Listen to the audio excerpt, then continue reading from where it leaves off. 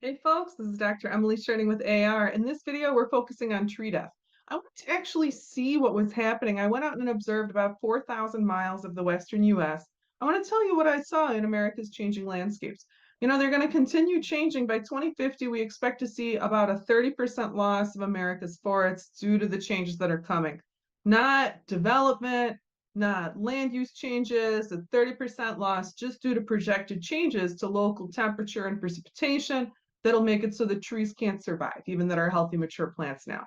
So, giving just a little background, in the early 2000s, I began visiting this same place in the Sierra foothills right here. So, you can see, go up north from Fresno, and you get into this foothill region here. And this is a pretty recent Google satellite map, but I think it's useful because it lets you see that you're looking at a fragmented forest here, not fragmented due to development, but that once you get a little bit higher up in elevation now, you get a true pine forest. And then in here, you have like this scraggly chaparral. This area, when I started visiting in the early 2000s, was a thick pine forest throughout, thick, cool pine forest. Now it's a hot, sunny chaparral with a lot of like open grasslands, complete transformation in a 12-year period. Those of us who have witnessed that kind of transforming change in our home landscapes, it impacts us, and maybe not in the way you'd think. I know many people in those foothills below the national forest who'll look you straight in the face today and tell you that the landscape hasn't changed. They'll tell you it's the same as it ever was, and they're not joking. I figure maybe it hurts too much to see, or maybe that's how separated many people actually feel from the natural world. This video is for people who want to witness what we're going through. I went on a big journey the last few weeks. I was visiting friends, families, communities, and landscapes. And one of my goals was to observe the tree death and the landscape transformation as I went across the western US. So I went through portions of Iowa, Missouri, Kansas, Oklahoma, Texas, New Mexico, Arizona, California, Nevada, Utah, Colorado, and Nebraska as I loop to the coast and back. So I'm going to travel along this route with you and review projection info as we go. Let's get rolling.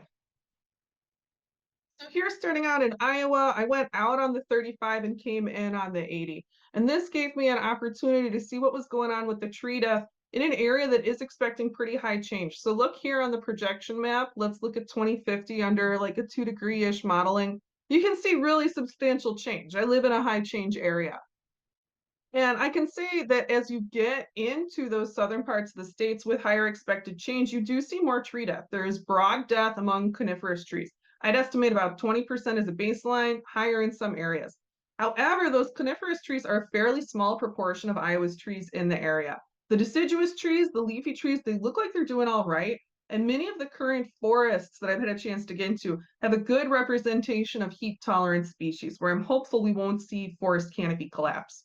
In the small part of Missouri I went through, I also saw minimal tree death.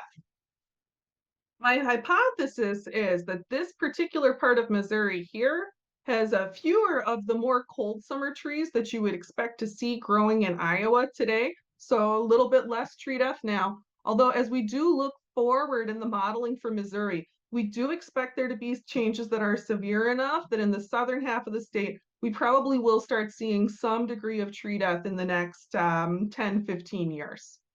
However, in this whole landscape band, and we can kind of see it in two ways. We can see this peachy area here extending into Kansas, Nebraska, Missouri, Kansas.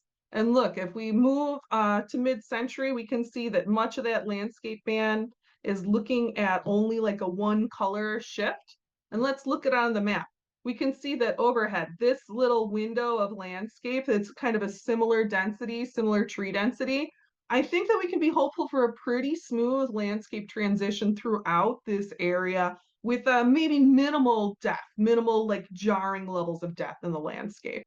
Throughout that landscape band, I'm optimistic that if groundwater levels can be maintained, can be kept up, a lot of the common leafy tree species there, they are pretty heat resistant. I think we could have a fairly fire-free landscape transition in this area. It's supported by the very mild level of tree death that you see once you get towards the edge of southern Iowa. And up in Iowa, if we do the work to remove the dead pines, those are dangerous tinder, but we can get them out of there, like people have been doing throughout the Mountain West. In Kansas, I have to say, things started getting interesting for me. So we expect to see an increasing gradient in the waterline across Kansas, with the east getting more precipitation actually as we move towards mid-century, and the west getting even less. And we can see that landscape gradient today. Even just looking today at this satellite map of Kansas, we can see that it's way wetter in this part of Kansas than over here.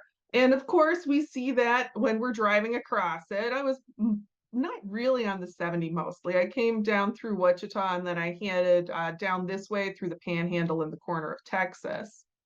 And if we look at what's going on for Kansas's projections, so right now it's a hot state, Kansas, right? So you're looking at a summer that's between 3 and 4 months long now. And by 2050, we're looking at probably 4 to 5 months long. So another 4 weeks of summer. We can see that the change happens just a little bit before Wichita, where Topeka's going to be remarkably stable, it looks like in the outlook. And then you see the landscape change too as you get past that point. The tree death increases there. And I found it rather than sort of mild, as I found in this region, that the tree death was kind of moderate as we passed Wichita and continued into southwestern Kansas and got into the Oklahoma Panhandle. It was interesting as I got into that higher death area, more moderate level of tree death. It looked to me like a lot of the tree death was in patches where the water table dropped below what trees could reach. So there were patches of near 100% tree mortality, and then other areas where there was limited tree mortality, maybe 5 to 10% tree mortality. And I want to show you a little bit of information about the aquifers there that I think help to illuminate this patchy information.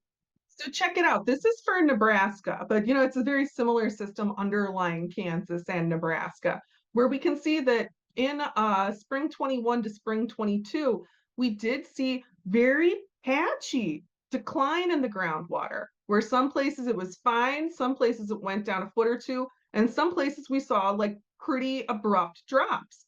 And they're very localized.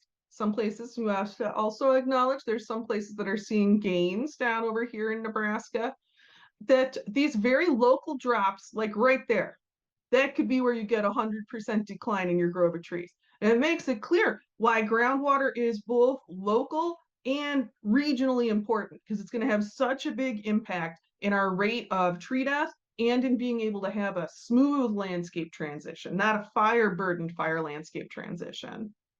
It's worth noting when I got into Western Kansas, in this very dry landscape, it started raining. This was awesome. And there were all these pray for rain signs on businesses and congregations along the roadside. You could tell that everyone had been hurting for it. So I felt really grateful to be there when it rained. That was on May 31st. I came through when it rained. And through the Oklahoma Panhandle, through this little chunk of Texas here, let's check out the satellite map. You can see that you're talking about a very similar landscape today. And if we look over at the projections just for temperature increase, we're looking at very similar temperature increases.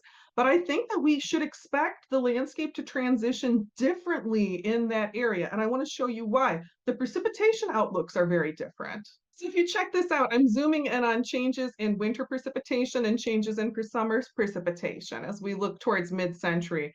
We can see that the Panhandle is really just cutting the edge of where they're going to get maybe 10-15% more winter precipitation, with statistical significance here at the far western edge of the Panhandle, where we see non-statistically significant smaller increase in winter precipitation here at the top of Texas.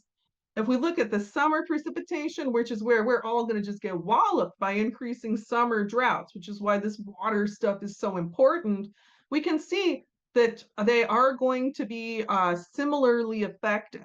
So Texas is going to be getting less water proportionally and take a harder hit. So although we're looking at similar landscapes today, I think that they will continue to differentiate. I think that we will see higher rates of change in Texas. So I think considering that layered information, we see similar moderate rates of tree death in those areas today, but I would expect greater differences to emerge in that little region than we see today by mid-century. And of course, as I was going through that stretch of country, everything was turning green. So I tried not to get distracted by that. It was, so beautiful. I was trying to pay attention to dead trees. But honestly, it was very exciting to be in this vibrant living landscape. And a landscape like that, the rain transforms it so quickly. As we came into New Mexico, the desert turtles were like all worked up from the rain. They move around a lot when it rains. They like start looking for action. So that part of the drive, I was dodging turtles the whole time. It was very exciting. I managed not to hit the like 25 turtles that crossed my path, which kept me way more awake than caffeine. It reminds you too that people are mostly decent. Like when you see big rig drivers making a very honest effort to keep the turtles safe, it's reassuring. I saw some guys driving with like a lot of care and concern in their faces. Show the data for New Mexico. You can see the satellite map of New Mexico here, and we can see it's an incredibly varied landscape. I'm just talking about northern New Mexico because that's the only part I saw driving through on the 40. And it's got dramatic landscape changes projected. So look at this. Right now, you can see New Mexico here. We're looking towards 2050. Substantial heat up, right? Substantial loss of cool summer areas. But if you've watched my New Mexico video, you know I'm like pretty positive about New Mexico's outlook. You guys have a lift, but I think that you can make it because of the extraordinary care you're giving to your water situation. And I did see that hope reflected in the landscape. As I went through northern New Mexico, the landscape transition I saw, it looked like there was some species starting to shift towards a mix of more like central New Mexico desert. I stopped and we hiked in the Cibola National Forest. We saw signs of good health in mature plants. It was really very positive. I did not see signs of a lot of out of control death. I saw change. I saw relative stability related to the level of change. Y'all are tough there. I don't think New Mexico could handle, say, a lot of mass migration to the area. I think people are going to have a good chance to stay in their homes there. I think the region will retain a lot of its character and flavor. New Mexico, you've got challenge, but I see a lot of hope for you. And I think that we see that reflected by a smoothly transitioning landscape. I think it's going to be good. In Arizona, unfortunately, the changes are more serious. Let's take a look. In Arizona, I came through on the 40. I wanted to take some time and look at Flagstaff, look in the mountains, because Arizona is one of the many states where we've had to have the unfortunate conclusion that mountains don't always hold the cold as well as we'd like to.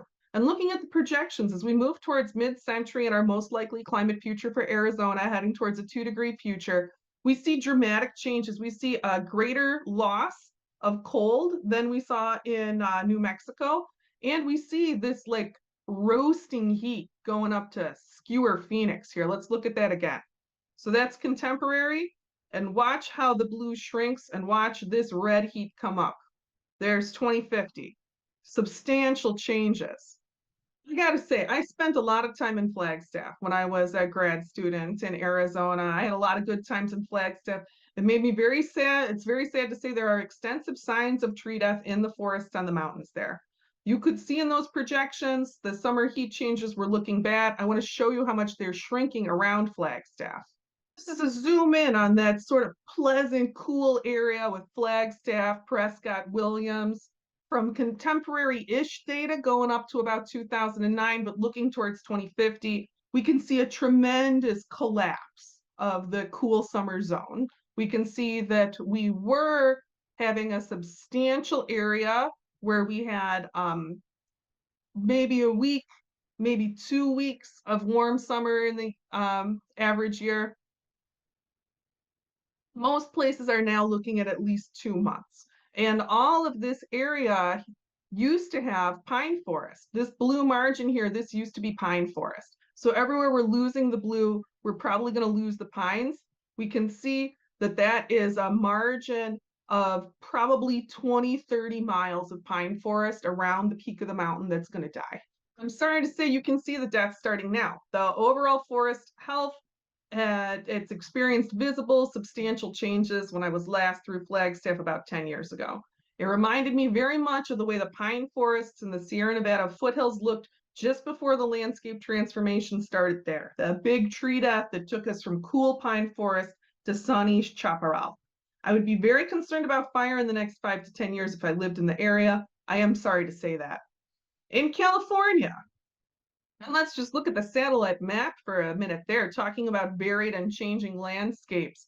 And looking at just the overall projected, there's our contemporary data moving towards 2050. You can see we've got varied changing landscapes. We've got some mountains that are very vulnerable to summer heat up here around the Sierra Nevadas. And we have some areas of pretty good stability, which we'll talk about more. I did witness continuing tree death in the Sierra Nevadas.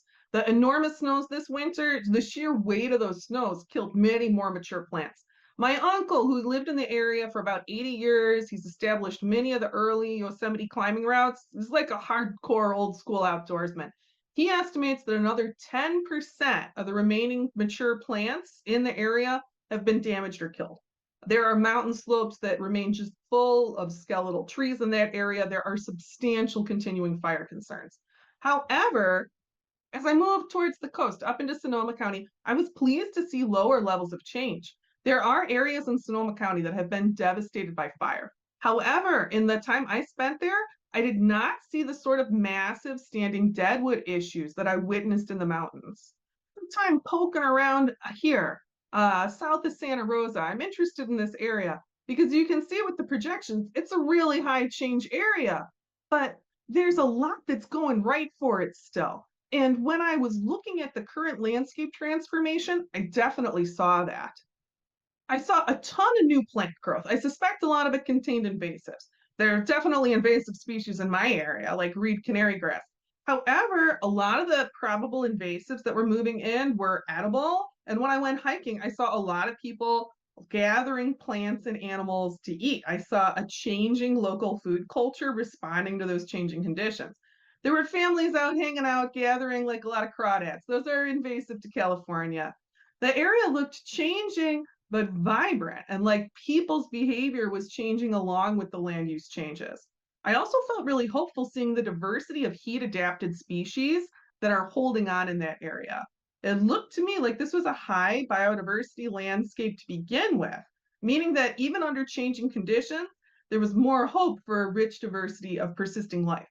Being there in Sonoma County, particularly around Sebastopol, which is looking at that high change forecast, like I said, it was inspiring seeing the potential for a really robust change response, a really resilient change response that looks more like changing life landscape than a death landscape. Very cool.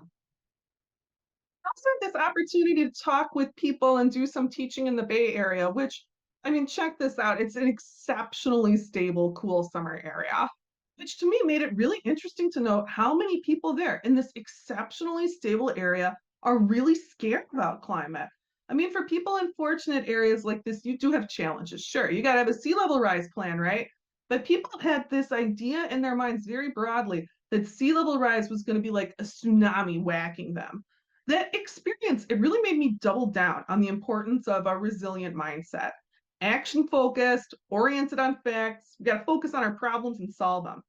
We can't afford to let our anxiety and our grief stop us from saving what we can save. Addressing our emotional concerns is important so that we can really talk about these issues, dig into what the science says, and get to work. We got to be trapped in our heads. We get to work here because of this next place. Traveling with my family, I wanted to take them to a place that we really love. We really love Cambria. The central coast of California is such a special place to us. I love being able to see all the marine mammals. We can look at this. It's like relatively cool summer there now. In 2050, it could make it. It's marginal. It's going up a couple of weeks. Those are sensitive plants, but it could still be there in 2050 if we manage to keep it to 2, if we manage to stay on the RCP 4.5 path. If we do the work I think we can do, or we could lose it. If we head towards 3 degrees, this is going to be completely transformed landscape. Right now it's stable, and it's the sort of place that it could be there for us. It could be there waiting for us in the future. You know, that's a place that's hanging in the balance for me. It's one of the examples of the places we can keep if we focus on resilience. The future, it doesn't have to be all work and all loss and no hope. By 2050, we could be talking about a dropping rate of change. We could be coming through this hard time we're beginning to face if we make it into the good future. And I do think it's more likely than not, based on the numbers. It helps to remember what's waiting there. All the special places that can stay.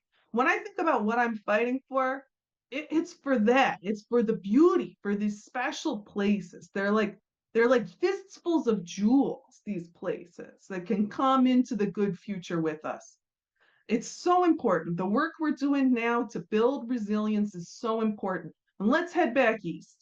Heading back home, I took a different route. I went through Bakersfield. I went up through Las Vegas. I want to show you the heat projections for Las Vegas. Right now, it's hot.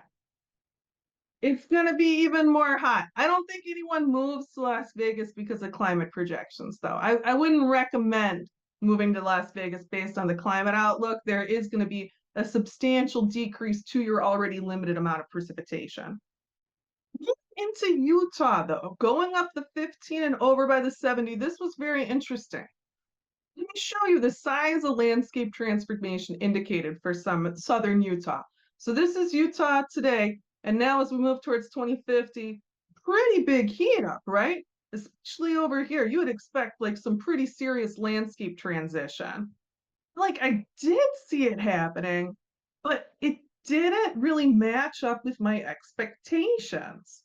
In California, in the parts of the Midwest I talked about earlier, in New Mexico, in Arizona, honestly, I felt like things matched up with the projections pretty well.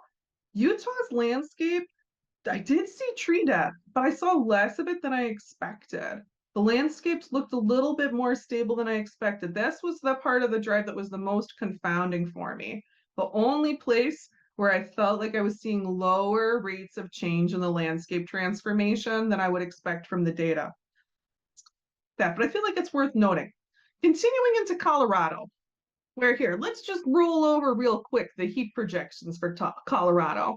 Coming into Grand Junction, I saw a fair amount of tree death, and I did see it continue pretty severely up the western slope. But here, let's look. By 2050, that's what we expect in terms of landscape retreat overall. Let's do it one more time. So there's contemporary, and there's the cool summer retreat up the mountain as we're moving towards 2050. Colorado, I saw more tree death than I would have liked, even high in the mountains. Some of those wealthy areas, as you get to be maybe an hour and a half outside of Denver with those big floor to ceiling windows, some of those folks, they're looking out onto so much death in coniferous and deciduous trees. It was very sad to see. I found that the death moderated pretty well as I hit the eastern slope. The eastern slope doesn't have like a low change forecast, but is looking pretty dang good. And Nebraska too. I thought Nebraska was looking good. So check it out. As we get into the eastern slope of Colorado and as we get to the part of Nebraska that I was driving through here, going shooting through Lincoln, we're talking about landscape today, just like we were seeing in northern Missouri and eastern Kansas here. That's this kind of peachy color right now. And moving up one shade. So contiguous landscape there. Let's look at it in the satellite map. We can see somewhat similar landscape, but more trees in Nebraska, right? More trees along the Platte. I know Nebraska had a hard go last year. I know that it was very hard at harvest time with the drought you all had last year. But compared to some places, that landscape transformation is not looking too extreme. I saw the same kind of thing I saw in Kansas and Oklahoma, where you'd have a stand of trees dead, where it seemed like their underlying water source had been lost, but mostly not bad tree death. The summers, they're going to be rough. You're having a big increase in heat, but there is hope in the winter spring precipitation forecast year over year there. And let's take a look at that. You can see that in Nebraska, particularly in western Nebraska, we do expect statistically significant drops in summer precipitation, more extreme droughts. But if we can focus on groundwater, you've got a good chance of getting it up. Your winter precipitation, particularly in the west there, where we're really going to need it, you're likely to get a lot more winter precipitation with some year over year regularity, according to national mid-century projections. I want to remind us all as we get really into the Midwest that when we see changes in pockets in the landscape, it's often related to pocketed changes in the groundwater. And Nebraska has done a fantastic job documenting that lately. So that's my overall notes. We've talked before on the channel about how mountains don't always hold the cold like we might want. And there's definite evidence of that in the American landscape, in Arizona, and in California. The tree death there is bad, and I saw more tree death than I wished I had in western Colorado.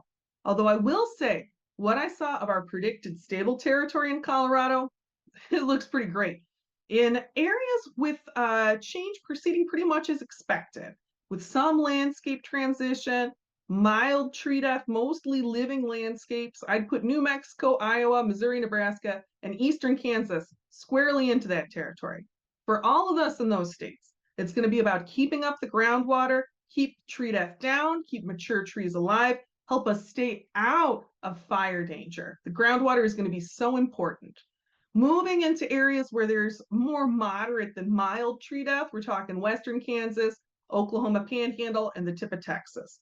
Same story, more tree death there. And I think that we have to be particularly aware that Texas is looking the most sensitive of that region in the precipitation outlook.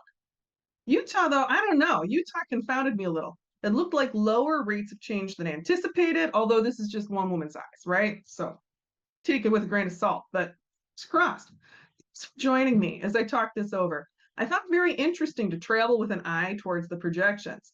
My observations did, by and large, support my assumptions and the message that AR is trying to get out there, that there's a lot of variation in the changes we expect, and that some places are looking pretty good.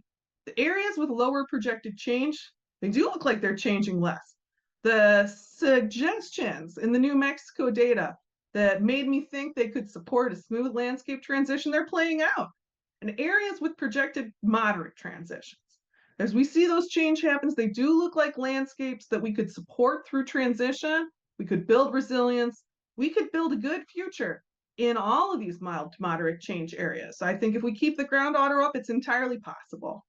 I loved seeing our country, what it looks like today, and seeing what it's becoming is not always a sad thing, particularly as we look at those high change, highly biodiverse areas in California and New Mexico. They're looking at changes, but they're coming through them with landscapes full of abundant life, not death. It's cool. It's a good thing to see. I experienced a lot of kindness in my travels, and it made me feel renewed hope seeing what's out there. Thanks for listening in. Let's get ready.